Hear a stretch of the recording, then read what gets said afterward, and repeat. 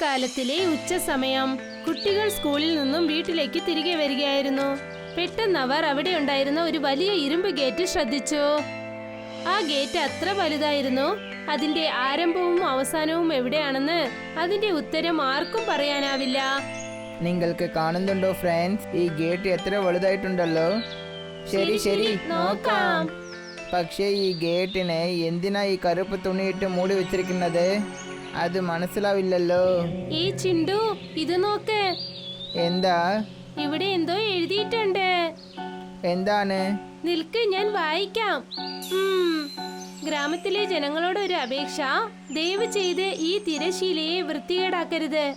പറയാൻ വരുന്നതെന്നാൽ, പല വർഷങ്ങൾക്ക് മുൻപ് ഈ ഗ്രാമത്തിലെ രാജാവിന് ഒരു കലാകാരന്റെ മേൽ പ്രണയം വന്നു.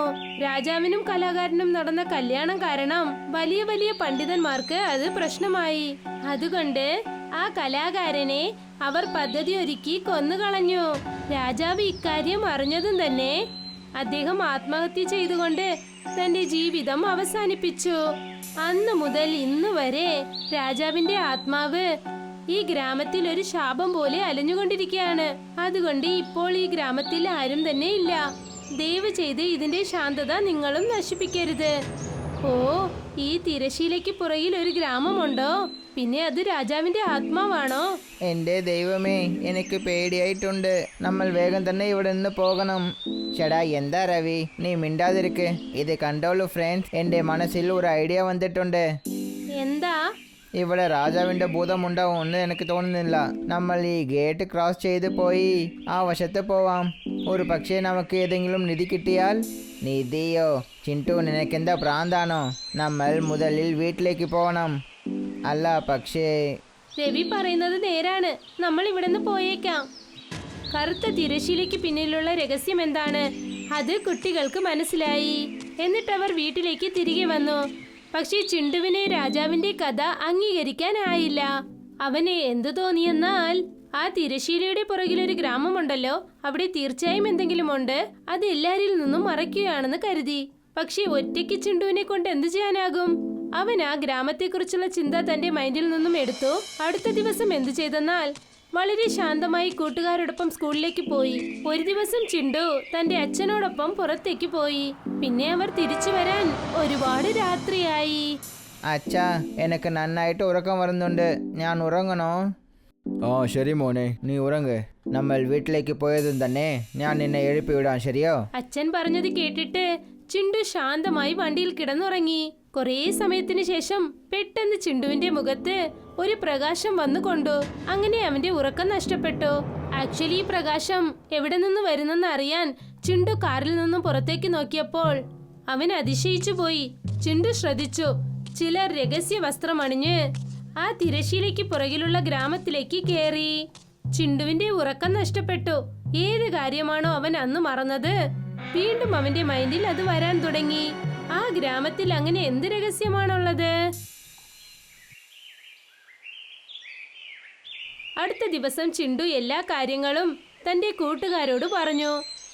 എന്താ, ചില ആൾക്കാർ രാത്രി സമയത്ത് ആ ഗ്രാമത്തിലേക്ക് പോകുന്നുണ്ടോ? അതെ, ഞാൻ എൻ്റെ 2 കണ്ണ് കൊണ്ട് കണ്ടതാണ്. എന്ന് വെച്ചാൽ ആ കഥ കള്ളമാണോ? അതെ, പക്ഷേ എന്തിനാ ആ കള്ളക്കഥയെ പരപ്പി വിട്ടിരിക്കുക? അതിനെയാണ് നമ്മൾ കണ്ടുപിടിക്കണം. ചിണ്ടു ഇപ്പോൾ തീരുമാനിച്ചു കഴിഞ്ഞു. ആ തിരശീലയ്ക്ക് പുറകിലുള്ള ഗ്രാമത്തിന്റെ രഹസ്യം എല്ലാരെയും അറിയിപ്പിക്കണമെന്ന്. അവനൊരു ഐഡിയ ചെയ്തു. അതിലവൻ ഗ്രാമത്തലവനെയും ഒന്നിച്ചു ചേർത്തു. ശരി കുട്ടികളെ, ഞാൻ നിങ്ങളെ സഹായം ചെയ്യാം. എവരിനെയും ഇതുപോലെ കള്ളക്കഥ പറഞ്ഞ് കൊടുക്കുന്നത് നല്ല കാര്യമല്ല. അതുകൊണ്ട് ഇതിൻ്റെ പുറകിൽ എവരുണ്ടായാലും ശരി, അവരെ എല്ലാവരുടെ മുൻപിലും കൊണ്ടുവരാൻ ഞാൻ നിങ്ങൾക്ക് തീർച്ചയായും സഹായം ചെയ്യാം. തലവന്റെ സപ്പോർട്ട് കിട്ടിയതും കുട്ടികൾ ഒരുപാട് സന്തോഷിച്ചു. പിന്നെ അവരുടെ പ്ലാൻ പ്രകാരം അവരും ജോലി ചെയ്യാൻ തുടങ്ങി. ഒരു ദിവസം രാത്രി ഉറക്കത്തിൽ ചിണ്ടു സംസാരിക്കാൻ തുടങ്ങി. നീ മുക്തിയടഞ്ഞു. ചിണ്ടുവിന്റെ ഈ അവസ്ഥ കണ്ടിട്ട് അവരുടെ വീട്ടിലുള്ളവരൊക്കെ വിഷമിച്ചു. അയ്യോ, നമ്മുടെ മകന് എന്താണ് പറ്റിയത്? ചിണ്ടു. അവരുടെ അമ്മ 1000 വട്ടം വിളിച്ചതിന് ശേഷം പോലും ചിണ്ടു കണ്ണു തുറന്നു നോക്കിയില്ല. അതുകൊണ്ട് ചിണ്ടുവിന്റെ അമ്മ അവന്റെ മുഖത്ത് വെള്ളം എടുത്തൊഴിച്ചു. അവൻ ഉറക്കത്തിൽ നിന്നും ചാടി എണീറ്റു. അമ്മേ അമ്മേ. അയ്യോ എന്റെ പൊന്നുമോനെ, നിനക്ക് എന്താ പറ്റിയത്? കുഴപ്പമൊന്നുമില്ലല്ലോ അല്ലേ? അമ്മേ, എനിക്ക് വല്ലാതെ ചീത്ത സ്വപ്നം വന്നു. ചീത്ത സ്വപ്നമോ? ആ ചീത്ത സ്വപ്നത്തിൽ എന്താ ഉള്ളത്? അച്ഛാ, ഞാൻ സ്വപ്നത്തിൽ എന്താ കണ്ടതെന്ന് വെച്ചാൽ ഒരു രാജാവ് കരഞ്ഞുകൊണ്ടിരുന്നു. പിന്നെ ഞാൻ അവരുടെ അടുത്ത് പോയി. അവരുടെ അടുത്ത് ചെന്ന് എന്താ കാര്യമെന്ന് കേട്ടു. അതിനദ്ദേഹം എന്ത് ഉത്തരമാ പറഞ്ഞത്? അദ്ദേഹം എന്താ പറഞ്ഞു വെച്ചാൽ, അദ്ദേഹം തെറ്റ് ചെയ്തു. ഏത് പെണ്ണിനെയോ അദ്ദേഹം സ്നേഹിച്ചത്, ആ പെണ്ണിനെ കൊല ചെയ്തവരനെ ഇദ്ദേഹം പ്രതികാരം ചെയ്തു. ചേടാ, ഇത് ആ കറുത്ത തിരയുള്ള ഗ്രാമത്തിന്റെ കഥയല്ലേ? അതെ, പക്ഷേ രാജാവ് പ്രതികാരം ചെയ്തു കഴിഞ്ഞല്ലോ. പിന്നെ എന്തിനാ അദ്ദേഹം കരയുന്നത്? കാരണം അദ്ദേഹം എന്താ പറഞ്ഞു വെച്ചാൽ, പല കൊല്ലങ്ങൾ കടന്നു, പക്ഷേ ഇപ്പോഴും അദ്ദേഹം ആ കൊട്ടാരത്തിലാണ് ചുറ്റിക്കൊണ്ടിരിക്കുക. അവരുടെ പേടി കാരണം ആ ഗ്രാമത്തിലെ ആൾക്കാരെല്ലാവരും ഗാലി ചെയ്തു പോയി. ഇപ്പോൾ ആ ഗ്രാമം എവരും ഇല്ലാതെ പോയി. ഇത് വളരെ മോശമായ വിഷയമാണ്. പക്ഷേ നല്ല കാര്യം എന്താണെന്ന് വെച്ചാൽ, ഈ കൊല്ലം ദേവിക്ക് ചെയ്തിരുന്ന മഹാപൂജ കഴിഞ്ഞ ഉടൻ തന്നെ അദ്ദേഹം ഇവിടെ നിന്ന് പോകും. എന്ത് നേരാണോ? അതേ അമ്മേ, ആ ഗ്രാമത്തിന് മുക്തി കിട്ടാൻ പോകുന്നു. ചിണ്ടു പറഞ്ഞത് കേട്ടിട്ട് വീട്ടിലുള്ളവർ ഒരുപാട് സന്തോഷിച്ചു. ചിണ്ടു കണ്ട സ്വപ്നം ആ ഗ്രാമം മൊത്തം അറിഞ്ഞു. അത് കാരണം എന്തുണ്ടായെന്നാൽ ജനങ്ങളൊക്കെ അതിനെക്കുറിച്ച് സംസാരിക്കാൻ തുടങ്ങി. ഇത്ര വർഷങ്ങൾക്ക് ശേഷം അങ്ങനെ ആ തിരശ്ശീലയ്ക്ക് പുറകിൽ എന്താണുള്ളതെന്ന് എല്ലാരും നോക്കാൻ പോവുകയാണ്. അടുത്ത ദിവസം ദേവിയുടെ വലിയ പൂജയായതുകൊണ്ട് അവിടെ ജനങ്ങളുടെ തിരക്ക് അധികമായിരുന്നു. എല്ലാരും സന്തോഷത്തോടെയായിരുന്നു. ഒരു വിധത്തിൽ മഹാപൂജയും തുടങ്ങി. എല്ലാരും വളരെ സന്തോഷത്തോടെ അതിൽ പങ്കുചേർന്നു. അതിനിടയ്ക്ക്, ചിണ്ടു, നിന്റെ ഈ സ്വപ്നത്തിന്റെ നാടകം വർക്കൗട്ട് ആകുന്നുണ്ട്. അതെ, മൊത്ത ഗ്രാമത്തിനും ശാപത്തിൽ നിന്നും മുക്തി കിട്ടി. എല്ലാവരും സന്തോഷമായിട്ടുണ്ട്. എല്ലാവരും ഇങ്ങനെയാണ് സംസാരിക്കുന്നത്. ഇതാണ് എനിക്കും വേണ്ടത്.